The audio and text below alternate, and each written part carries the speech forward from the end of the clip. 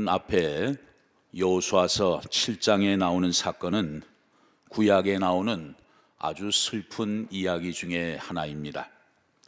왜냐하면 짜릿한 여리고성 전투에서의 승리 직후에 아주 어울리지 않는 그런 패배를 경험했기 때문입니다.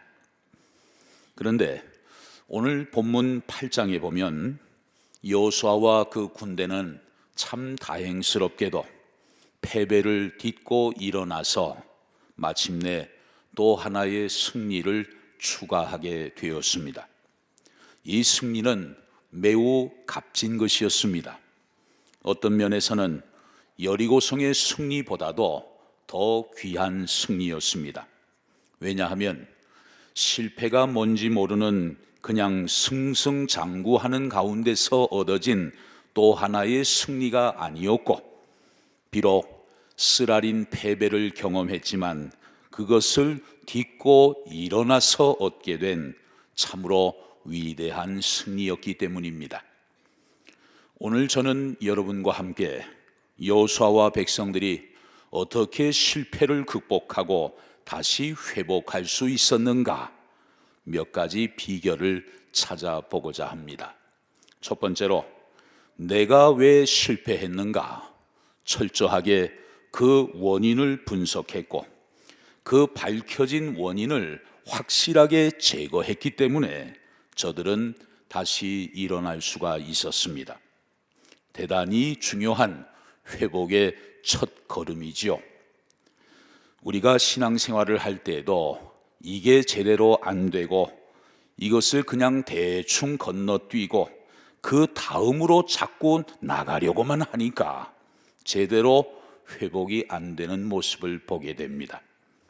그러면 저들이 아이성 전투에서 어이없이 패배하게 된 그 결정적인 원인은 무엇이었을까요? 여호수아서 7장 1절에 보면 이스라엘 자손들이 온전히 바친 물건으로 말미암아 범죄하였으니 이는 유다 지파 세라의 증손 삽디의 손자 갈미의 아들 아간이 온전히 바친 물건을 가졌음이라. 여호와께서 이스라엘 자손들에게 진노하셨다고 기록하고 있습니다. 패배의 결정적인 원인이 누구 때문이었습니까? 또 무엇 때문이었습니까? 그것은 아간 때문이었어요. 그리고 물건 때문이었습니다. 그런데 그 물건 앞에 붙어 있는 수식어가 참 중요합니다. 아간이 물건을 취했는데 무슨 물건이라고요? 온전히 바친 물건, 이게 중요해요. 저 대목을 여러분이 이해하느냐 이해하지 못하느냐에 따라서 오늘 이 본문이 여러분에게 열릴 수도 있고 여전히 닫혀 있을 수도 있습니다. 자, 먼저 여러분에게 한 가지 질문을 드립니다. 아간이 그 물건을 취해서 자기 집에 감추어 두었는데 그것은 여리고성 전투 때 취한 것일까요? 아니면 아이성 전투 때 취한 것일까요? 여리고성 전투 때 취한 것입니다. 여리고성 전투, 그 승리의 사건 속에 패배의 씨앗이 숨어 있었던 것이죠. 이스라엘 백성들은 애굽에서 출애굽을 하고 광야길로 나와서 3개월이 되었을 때 드디어 시내산에 도착했습니다. 그때 하나님이 백성들과 언약을 맺으셨습니다. 그 언약의 내용이 무엇인지 출애굽기 19장 5절 6절에 나와 있어요. 세계가 다 내게 속하였나니 너희가 내 말을 잘 듣고 내 언약을 지키면 너희는 모든 민족 중에서 내 소유가 되겠고 너희가 내게 대하여 제사장 나라가 되며 거룩한 백성이 되리라. 너희가 내 말을 잘 듣고 나와 맺은 언약을 지키면 가장 존귀한 하나님의 소유가 되겠고 거룩한 제사장 나라가 되겠고 거룩한 백성이 될 것이다. 하나님께서 약속을 해 주셨습니다. 또 예레미야 7장 23절에 보면 하나님이 이런 말씀도 하셨습니다. 오직 내가 이것을 그들에게 명령하여 이르기를 너희는 내 목소리를 들으라. 그리하면 나는 너희 하나님이 되겠고 너희는 내 백성이 되리라. 너희는 내가 명령한 모든 길로 걸어가라. 그리하면 복을 받으리라. 너희가 하나님의 목소리에 순종하면 하나님이 너희의 하나님이 되시고 너희는 하나님의 백성이 될 것이다.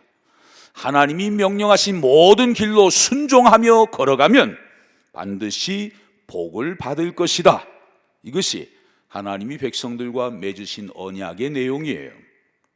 그러면 이 하나님의 언약에 비춰 볼 때 아간이 범한 죄는 무엇입니까? 그것은 단순히 물건을 훔친 거 그런 수준이 아니죠. 하나님의 언약, 즉 하나님의 말씀에 순종하면 하나님이 너희의 하나님이 되시고 너희는 하나님의 백성이 된다는 그 약속을 아간이 탐욕이 생겨서 말씀에 불순종함으로 이 언약을 깨버렸다는데 아간에게 결정적인 문제가 있었던 것입니다. 하나님께서는 여리고성 전투를 앞두고 여호수아와 이스라엘 백성들에게 명령하셨습니다. 여호수아서 6장 17절에 보면 이 성과 그 가운데 있는 모든 것은 여호와께 온전히 바치되 기생 라합과 그 집에 동거하는 자는 모두 살려주라. 이는 우리가 보낸 사자들을 그가 숨겨주었음이니라. 너희가 여리고 성을 무너뜨릴 때 그 성 안에 있는 모든 것은 하나님께 온전히 바쳐야 한다. 다만 이전에 정탐꾼들을 살려준 기생 라합과 그 집에 동거하는 가족들은 모두 다 살려주어라. 다시 말하면 여리고 성 안에 있는 모든 생명, 모든 물건들은 하나님이 다 심판해 버린 것이므로 하나님께 그 모든 것을 온전히 바쳐야 한다는 거예요.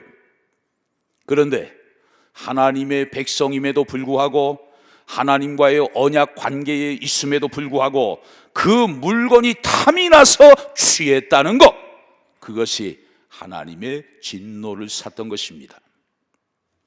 저는 이 말씀을 묵상하면서 한 가지 떠오르는 것이 있었습니다. 노아의 홍수 때 방주는 물 위에 둥둥 떠 있었어요. 배 안에는 살아있는 생명들이 있습니다. 그리고 배 밖에는 홍수 심판을 받아서 죽은 사체들이 둥둥둥둥 떠 있어요. 그런데 만약에 노아가 배가 너무 고파서 또 짐승의 가죽이 탐이 나서 물 위에 둥둥 떠 있는 그 짐승들의 사체를 배 안에 실었다고 가정해 보십시오. 어떻게 되겠습니까? 그거 큰일 나지 않겠습니까? 그것 때문에 살아있는 생명의 세계인 노아의 방주 안에는 정말 복잡한 일들이 많이 일어났을 거예요. 사체의 썩은 냄새가 방주 안에 진동할 것입니다. 그리고 배 안에 병균들이 막 돌아다닐 거예요. 노아는 결코 그렇게 하지 않았습니다. 하나님께서 그 생명의 세계를 통치하시고 먹여주시고 길러주시기 때문에 하나님이 심판해 버리신 것, 즉 하나님께 온전히 바쳐진 물건을 조금이라도 취하지 않았던 것입니다. 자, 한 번 더 여호수아서 7장 1절을 보시죠. 이스라엘 자손들이 온전히 바친 물건으로 말미암아 범죄하였으니 이는 유다 지파 세라의 증손 삽디의 손자 갈미의 아들 아간이 온전히 바친 물건을 가졌음이라. 여호와께서 이스라엘 자손들에게 진노하시니라. 여기 아간의 족보를 보니까 대단한 가문의 족보입니다. 어디 지파입니까? 유다 지파예요. 앞으로 장차 다윗이 등장하는 그런 지파 아닙니까? 더 나아가서 예수 그리스도가 이 땅에 오시게 되는 그 지파 아닙니까? 그런 대단한 지파에 속해 있는 사람이 바로 아간이에요. 소위 명문 가문이에요. 그런데 거기서도 저런 실수가 나올 수 있다는 것이죠. 여러분, 이제 이 아갈의 문제가 다 제거되고 깨끗이 해결되었을 때 비로소 하나님은 다시 이스라엘 백성들과 함께 하셨습니다. 그리고 여리고 성에 이어서 아이 성에서도 큰 승리를 거두게 하셨습니다. 2024년도 새해 여러분의 삶의 자리에도 이런 승리가 있게 되시기를 주의 이름으로 축복합니다.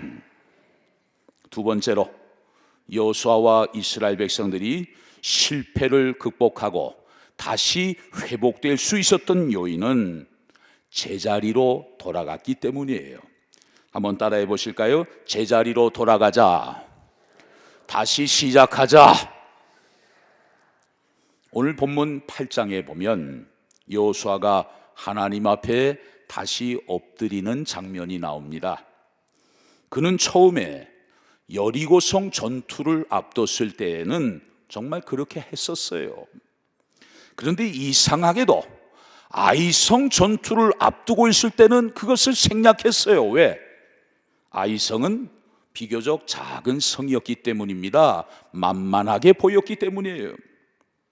당시 아이성을 정탐하고 돌아온 정탐꾼의 보고는 이랬습니다. 여호수아 대장님, 가서 보니까요, 아이성의 백성들은 소수입니다. 그것은 작은 성이기 때문에 그저 2~3천 명만 군인들을 보내도 우리가 넉넉히 이길 수 있겠습니다. 그런 정보를 그냥 받아들였기 때문에 하나님 앞에 엎드리는 일을 다 생략해버린 거죠. 이제 결과적으로 큰 코 다친 여호수아가 하나님 앞에 겸손한 마음으로 엎드리게 되었을 때 하나님은 다음과 같이 위로와 격려를 보내주셨습니다. 자, 오늘 본문 1절을 보시죠. 여호와께서 여호수아에게 이르시되 두려워하지 말라, 놀라지 말라. 군사를 다 거느리고 일어나 아이로 올라가라. 보라, 내가 아이 왕과 그의 백성과 그의 성읍과 그의 땅을 다 네 손에 넘겨주었으니.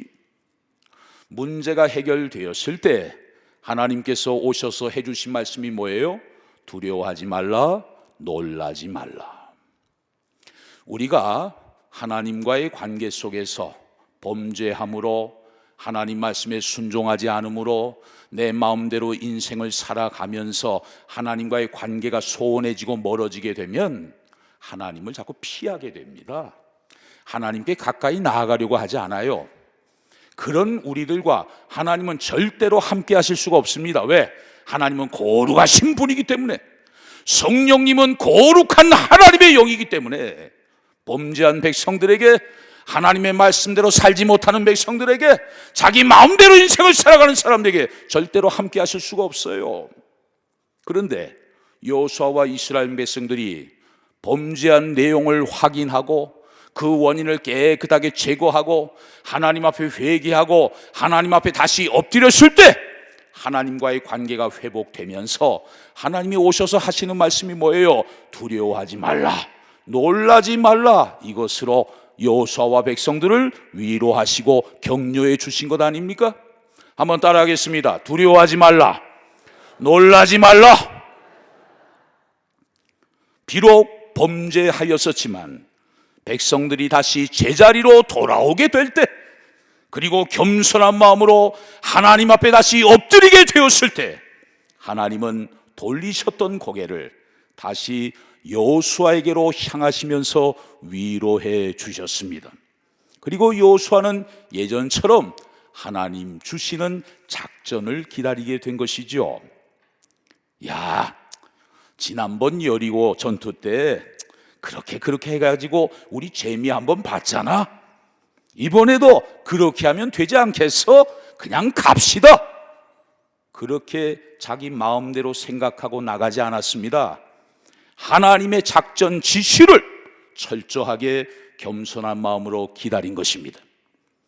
그런데 하나님께서 주신 작전은 이전에 여리고성 전투 때하고는 전혀 달랐어요. 지난번에는 성을 한 바퀴씩 돌고 마지막 날에 함성을 지르라, 그렇게 작전을 명령 내리셨습니다. 그런데 이번에는 전혀 다른 작전을 지시하셨습니다. 여호수아야, 군대를 본대와 매복 부대로 둘로 나누어라. 그리고 본대가 먼저 가서 싸우다가 지는 것처럼 해서 도망을 가라. 그러면 저들이 뒤를 쫓아서 성 밖으로 나오게 될 것이다. 그때 매복 부대가 성 안으로 들어가서 성에 불을 질러라. 그러면 저들이 당황하게 될 것이고, 그때 양쪽에서 협공을 해서 아이 성을 물리치면 된다. 자, 참 놀라운 작전을 지시해 주셨어요. 여호수아의 머리로는 상상할 수도 없는 작전입니다. 그런데 겸손한 마음으로 하나님 앞에 다시 엎드리게 되었을 때 하나님이 놀라운 작전을 지시해 주셨어요. 우리가 날마다 하나님 앞에 엎드려야 할 이유가 바로 여기에 있는 것 아닙니까? 날마다 하나님을 의지하면서 겸손하게 하나님 앞에 기도하며 나아가는 이유가 바로 여기에 있는 거 아니에요? 오늘 본문 1절에서 우리는 중요한 단어를 하나 보게 됩니다. 자, 본문 1절 상반절을 보시죠. 여호와께서 여호수아에게 이르시되 두려워하지 말라, 놀라지 말라. 군사를 다 거느리고 일어나 아이로 올라가라. 두려워하지 말아라, 놀라지 말아라. 그 다음에 묻습니다. 군사를 몇 명 정도 거느리고 올라가라고요? 다 거느리고 올라가라. 여기서 중요한 단어는 다자입니다. 다 거느리고 올라가라. 지난 여리고성 전투 때 다 동원되었던 것처럼, 비록 아이 성이 작은 성이긴 하지만 군사를 다 총동원시켜라. 하나님이 놀라운 말씀을 하셨습니다. 하나님은 왜 백성들에게 이것을 요구하셨을까요? 상대가 힘이 크든 작든 하나님만을 변함없이 의지하고 전심으로 하나님의 도우심을 의지하면서 믿음으로 싸우기를 바라셨기 때문입니다. 그래서 하나님께서 저런 명령을 내리신 것이죠. 지난번 아이성과의 1차 전투 때 백성들이 왜 패배했을까요? 백성들이 승리에 도취한 나머지 순간적으로 하나님을 잊어버렸습니다. 자기들이 해냈다고 자축하고 있었습니다. 하나님이 빠져버리니까 거기에 자기들만 덩그러니 남게 된 것이죠. 그래서 우리가 다 올라갔으니까 여리고성을 이기지 않았는가? 그렇다면 아이성은 작으니까 조금만 올라가도 이길 수 있을 것이다. 그런 교만한 생각이 들어온 거예요. 사실은 하나님이 도와주셨으니까 그 은혜로 이긴 것인데 어느 순간에 이것을 싹 잊어버리고 하나님을 빼버린 것입니다. 은혜의 논리로 해석해야 할 사건을 어느새 힘의 논리로 해석하고 있었어요. 사실 우리도 예외는 아니죠. 우리가 뭘 해낼 때마다 우리도 이런 유혹에서 결코 자유롭지 못합니다. 우리의 언어 속에, 우리의 생각 속에 어느새 하나님을 밀쳐내버리고 내가 했지, 우리가 했지, 우리니까 한 것이지. 이게 바로 아이성 전투의 치명적인 약점이었어요. 여러분, 우리는 신앙생활을 할 때 두 가지 면이 잘 조화를 이루어야 합니다. 하나는 작은 일도 크게 볼 줄 알아야 합니다. 왜냐하면 하나님은 우리가 작은 일을 어떻게 처리하는가 보시고 큰 일을 맡겨주시기 때문이에요. 스가랴서 4장 10절에 보면 선지자가 우리에게 경고하고 있습니다. 작은 일의 날이라고 멸시하는 자가 누구냐? 작다고 멸시하지 말라는 거예요. 작다고 무시하지 말라는 거예요. 우리끼리 있을 때는 뭐 작다 크다 말할 수 있겠지만 하나님 앞에서는 작은 일, 큰 일 따로 없다는 거예요. 그러므로 큰 일이든 작은 일이든 하나님의 은혜 없이는 우리가 결코 해낼 수 없다는 사실을 우리는 날마다 고백하며 살아야 합니다. 그래서 늘 겸손한 마음으로 그분 앞에 엎드리고 늘 하나님의 인도를 받기 위해 날마다 간구하며 나아갈 때, 저번에는 저렇게 작전을 내려주시고 이번에는 이렇게 작전을 내려주심으로 크고 작은 싸움에서 시행착오를 겪지 않고 모든 일들을 잘 해낼 수 있도록 하나님께서 우리를 도와주실 줄로 믿습니다. 여러분, 우리가 인생을 살아가다 보면 때 아닌 어려운 일들을 만날 수가 있습니다. 어떤 때는 충격적인 일들도 경험할 때가 있어요. 질병을 통해서도 올 수 있고 때로는 교통사고를 통해서도 올 수가 있습니다. 또 재정적인 문제를 통해서도 큰 위기가 우리 삶의 자리에 찾아올 수도 있어요. 그런데 여러분 생각해 보세요.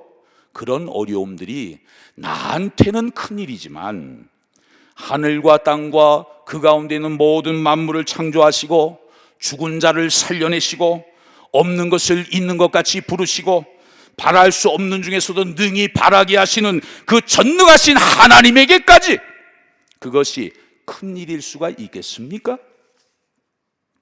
우리가 종종 기적이라고 말할 때 그 기적이 우리에게나 기적이지 전능하신 하나님에게까지 그것이 기적일 수 있겠습니까? 하나님의 관점으로 보면 아무리 크고 엄청난 일들도 사실은 별일 아니에요. 하나님의 고차원적인 섭리 가운데 모든 일들이 일어나게 되는 것이므로 우리는 언제나 모든 것을 합력하여 선을 이루시는 그 하나님의 선하심을 믿고 감사함으로 평안함으로 모든 일들을 의연하게 잘 대처해 나가야 할 줄로 믿습니다. 사랑하는 성도 여러분, 오늘 본문 말씀은 분명히 쓰라린 실패의 기록이었습니다. 그러나 그 결말은 비극으로 끝나지 않았어요. 그들은 다시 일어났습니다. 다시 회복되었습니다. 어떻게 그럴 수 있었을까요? 저들이 하나님과의 약속을 어기고 하나님이 심판해 버리신 그 더러운 물건을 취한 그 문제가 발견되었을 때 즉시 그것을 철저하게 제거했습니다. 그리고 지도자로부터 백성들에 이르기까지 다시 시작하는 처음의 자세로, 초심의 자세로 돌아갔습니다. 그래서 결국 아이 성도 여리고 성처럼 정복할 수 있었던 것이죠. 컴퓨터에 문제가 생겼을 때 이렇게 해보고 저렇게 해보고도 그래도 안 되면 리셋을 시킵니다. 초기화를 시켜요. 그래서 프로그램을 다시 설치하고 또 데이터를 다시 그 속에 집어넣으면 안 돌아가던 기계가 이제 정상적으로 돌아가게 되는 것이죠. 그렇습니다. 우리의 영적인 회복에도 리셋이 필요합니다. 하나님의 말씀 앞에서 잘못된 것을 즉시 고치고 다시 처음에 순수했던 착하고 깨끗한 신앙의 자세로 돌아갈 때 비록 더디게 보일지라도 때로는 후퇴하는 것처럼 보일지라도 하나님의 능력으로 다시 앞서갈 수 있도록 하나님이 우리를 도와주실 줄로 믿습니다. 2024년 새해에는 여리고성 큰 전투에서도 승리하고 아이성 작은 전투에서도 승리하면서 축복의 중심부를 향해 날마다 한 걸음 한 걸음씩 나아갈 수 있는 복된 저와 여러분들이 다 되실 수 있기를 주의 이름으로 축원합니다.